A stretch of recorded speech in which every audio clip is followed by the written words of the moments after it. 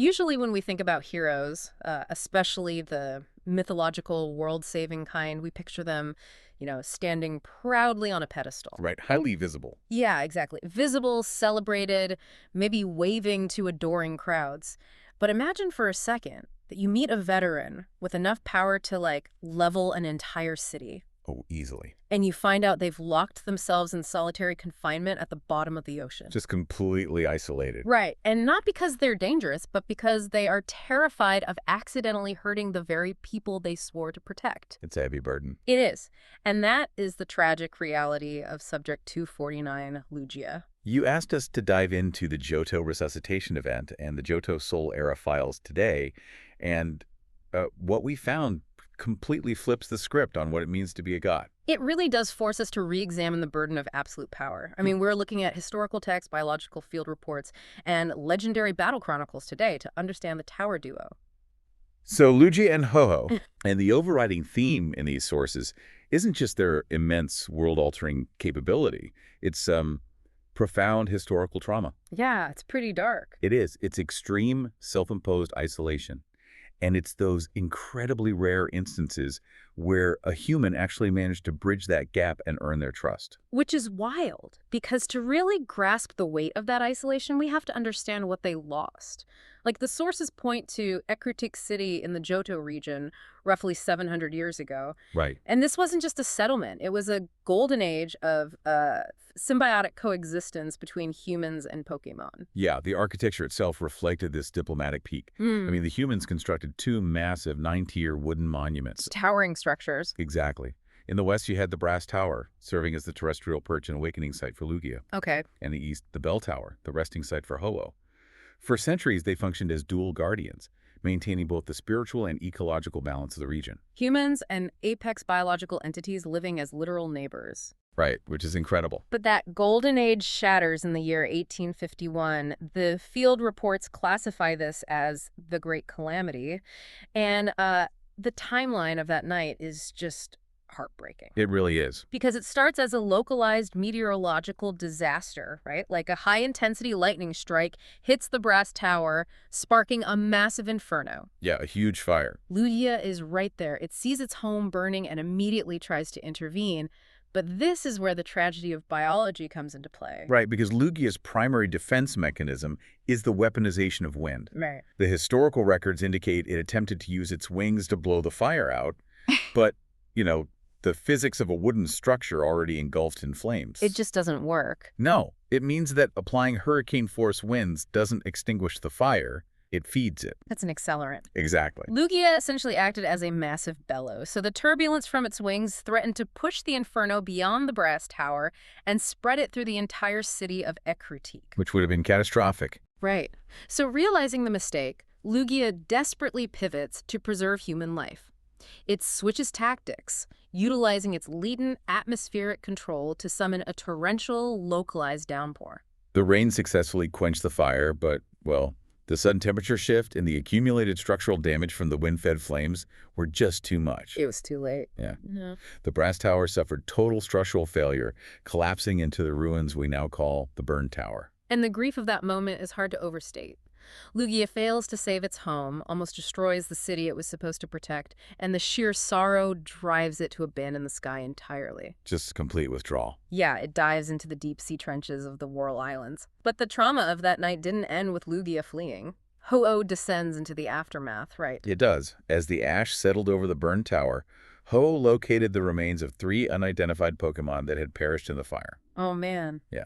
And this is where we see a documented instance of a resurrection transformation event. Ho-Oh utilizes an incredibly rare mechanism of life energy manipulation. It fundamentally rewrote their cellular structure using the ambient elemental energy of the disaster itself. Wait, what does that mean? So it catalyzed the residual energy of the lightning strike, the consuming fire, and the sudden quenching rain, and it bound those elements to the biological remains. Wow. Yeah, they were reborn as the legendary beasts, Raikou, Entei, and Suicune. You would think the humans watching this would fall to their knees in absolute awe, like a literal miracle just happened in front of them. You'd think so, yeah.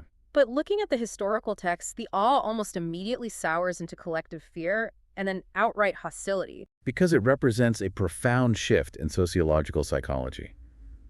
The humans suddenly realized they were sharing a city with a being that could rewrite the fundamental rules of mortality. Which is terrifying, honestly. Right. That sudden loss of perceived control triggered a societal panic response. Faced with this sudden hostility from the very people it was trying to comfort, Ho-Oh, along with the newly formed beasts, entered a state of voluntary exile. Humanity pushes away the very miracles that save them. It's so sad. So if human fear drove them into exile 150 years ago, how did that isolation physically change them? Because their modern biology looks completely different from a standard elemental guardian. If we examine the modern stat distributions, we see a fascinating reflection of their coping mechanisms. Both Lugia and Ho-Oh possess matching base stat totals of 680. Yeah, which places them at the absolute apex of biological power. Right. But their builds are direct inverses of one another. Yeah, I was looking at this data earlier. As fans, you already know Lugia is a psychic and flying type, and Ho is a fire and flying type. But look at how they distribute that power. It's really telling. Lugia is a defensive wall. It has a base defense of 130 and a massive special defense of 154. Ho-Oh flips the physical stats. It's an offensive powerhouse with a base attack of 130, but it shares that exact same staggering 154 special defense. That 154 special defense is crucial. You can think of it as a biological Faraday cage surrounding their bodies, constantly grounding out the elemental chaos of the world around them. Wow, that's a great way to put it. But Lugia's specific situation is incredibly complex. It possesses high sapience and emotional intelligence, yet it lives in crushing pitch-black isolation deep within the Whirl Islands. Just surviving on a diet of deep-sea kelp. Right. It only interacts with the world to fiercely protect its young. And the lore behind why it stays down there is terrifying. The reports claim a light flutter of Lugia's wings can blow apart regular houses and cause a 40-day storm. Which is an insane amount of latent energy. Exactly. But honestly, looking at these field reports, calling Lugia the guardian of the seas feels like a massive misnomer. How so? Going back to my earlier thought, this isn't a guardian. This is like a nuclear reactor operator locking themselves in solitary confinement, terrified to even stretch their arms because they might bump the control panel and cause a meltdown. Is Lugia truly a guardian or just a walking natural disaster forced to hold its breath? I see why you draw that conclusion, but you're looking at it purely from a human terrestrial perspective. Okay, fair. From a global ecological standpoint, Lugia is a guardian precisely because it acts as an active dampening field. Lugia is the designated biological oversight entity for the legendary birds, so Articuno, Zapdos, and Moltres. The birds of Kanto. They are notoriously territorial. Highly territorial, and when they clash, they severely destabilize the atmosphere. Lugia is the only organism capable of absorbing and neutralizing that extreme climatological volatility. Oh, wow. That's where its psychic typing comes in. It isn't just using psychic abilities to move objects. It uses its immense mental restraint to suppress its own physical power. Holding it back. Yeah, holding that energy in reserve until the atmosphere threatens to tear itself apart. Its isolation isn't just hiding. It's a deliberate, empathetic choice to prevent accidental devastation until its intervention is absolutely required. So Lugia's psychic typing is essentially the mental padlock keeping its physical power in check. Exactly. Contrast that with Ho-Oh. Ho-Oh didn't hide in a dark cave. It took to the stratosphere. Right. Ho-Oh is classified as a prismatic phoenix phenotype. Rather than locking itself away in one location, it continuously roams, flying through high-altitude atmospheric strata across the globe. Just constantly moving. Yeah. And its feathers possess a unique refractive quality, glowing in 7 colors depending on the light, which leaves a literal rainbow in its wake. It becomes the ultimate fleeting symbol of hope. It promises happiness to pure-hearted trainers, revealing itself only to those it deems worthy. Precisely. And it can be summoned, but only if you meet its strict conditions, right? Using specific resonant artifacts like the rainbow wing and the clear bell. Just as Lugia responds to the silver wing and the tidal bell. These aren't just magical trinkets. They are acoustic and energetic resonators. Okay. By requiring these artifacts in a pure heart, Lugia and Ho-Oh set a strict barrier to entry. They demand humanity prove its intentions before they will even reveal themselves. Which brings up a really dark question. We've established that the Tower Duo requires extreme restraint, self-imposed exile, immense emotional intelligence, and psychic dampening fields just to protect the world from their own latent power. So what happens when humanity decides they don't want to prove their purity of heart? What happens when we bypass the artifacts and forcefully strip that restraint away? You get a catastrophic biological corruption. The most chilling example in the field reports is the Cipher Syndicate's XD series investigation. Oh, this one is rough. Yeah, which resulted in the creation of XD001, commonly known as Shadow Lugia. Even just looking at the morphological shifts of Shadow Lugia is deeply unsettling. The pigmentation completely changes from that pristine white and silver to a dark, corrupted purple and black. Very unnatural. The eyes become hollow and glowing red. It develops sharper, more aggressive talons and jagged dorsal protrusions. But the physical changes are merely symptoms of the psychological mutilation happening beneath the surface. The shadow corruption process isn't just a color swap. No. It is essentially a localized lobotomy of the Pokemon's empathy centers. The process specifically targets and disables Lugia's psychic dampening field, that mental padlock we discussed. Just ripping it away. Yeah. It removes its natural inhibitions and emotional intelligence, replacing them with a state of raw, hyper-aroused combat output. The creature is locked in a permanent state of psychological distress and unchecked aggression. That is horrifying. If Lugia's natural state, the ability to cause a 40-day storm with a single wing flutter requires deep sapience and empathy just to stay in check, isn't a project like Shadow Lugia the fastest possible route to global destruction? Oh, absolutely. You are literally taking a nuclear bomb and purposefully removing the safety mechanisms. It is the ultimate manifestation of human hubris. And Ho-Oh was not spared from this kind of exploitation either. Right. In the Oblivia region, a retired criminal syndicate known as the Society attempted a massive weaponization project. Instead of corrupting the Pokemon directly, they targeted the environment. They systematically destroyed the region's ancient stone monuments, known as the Invaliths. And destroying the Invaliths stripped away the archipelago's natural aura protection, right? Correct. The aura protection was essentially an energetic barrier that kept the legendary birds in a state of calm. By destroying it, the Society artificially induced a state of panic and rage among the birds, generating massive amounts of volatile energy. So they basically weaponized their stress. Yes. They used this chaos to power an ancient, floating weapon of mass destruction called the Sky Fortress, hoping to force Ho-Oh into submission to cement their absolute rule over the region. In both of those cases, humans looked at gods and decided they wanted to build cages. They wanted to extract power by force instead of earning it. Exactly. But thankfully, the narrative in our sources doesn't end with Cipher or the Society, because we do have documentation of a select few trainers who were actually willing to do the work. Humans who proved their worth captured these legends and began healing that broken bond from Ecruteak City. Right. The most prominent example takes us to the Johto Soul era, specifically the year 2001. We follow a young trainer named Ethan. He systematically dismantles a violent resurgence of Team Rocket at the Goldenrod radio tower. Oh, yeah. His courage and refusal to back down in the face of widespread corruption earns him the Silver Wing. With it, he travels to the violent, storm-tossed sea caves of the Whirl Islands. The environmental data on this encounter is incredible. Ethan descends into this pitch-black underground basin. Lugia senses his arrival and rises from the water. And to test him, Lugia summons a localized hurricane inside the cavern with a single wind beat. A literal hurricane. Yeah, the water is churning, the wind is deafening. But Ethan doesn't panic.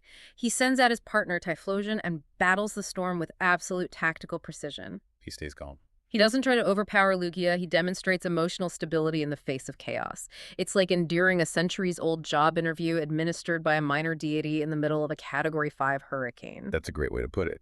And Ethan passes the test. Lugia yields, submitting to capture because it recognizes Ethan as a hero of the soul, someone whose emotional restraint matches its own. Wow. It's a profound moment of reconciliation. But arguably, an even more complex healing process happens concurrently with Ethan's rival, Silver. Silver's character arc is fascinating. The historical chronicles show a boy who initially despised weakness. He stole his first Pokemon, openly distrusted others, and viewed empathy as a liability.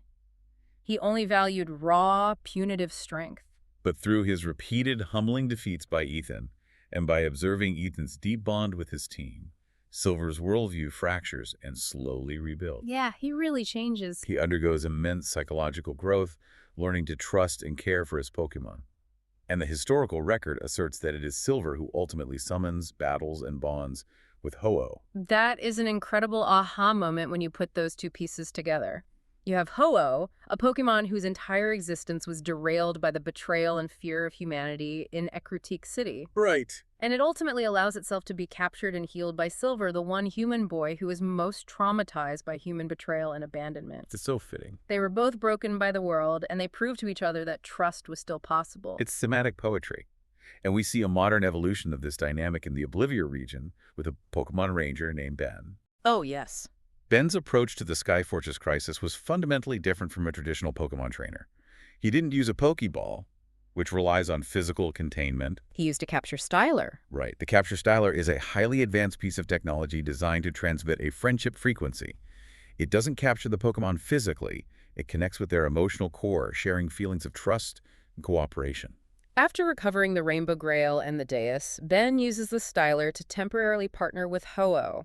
And he doesn't use it to conquer the society. Yeah. He earns Ho-Oh's respect, and together they shatter the barrier of the sinister Sky Fortress, safely guiding the massive weapon into the ocean to prevent a tidal wave from destroying the region. Ben's actions represent a synthesis of everything we've explored today. He proves that human innovation doesn't have to end in corruption like Shadow Lugia. He uses modern technology, the styler, not to control, not to build a cage, but to literally broadcast empathy. He uses cutting-edge science to bridge the gap back to ancient magic. It's brilliant. It really brings the narrative full circle. Lugia and Ho-Oh aren't just powerful assets.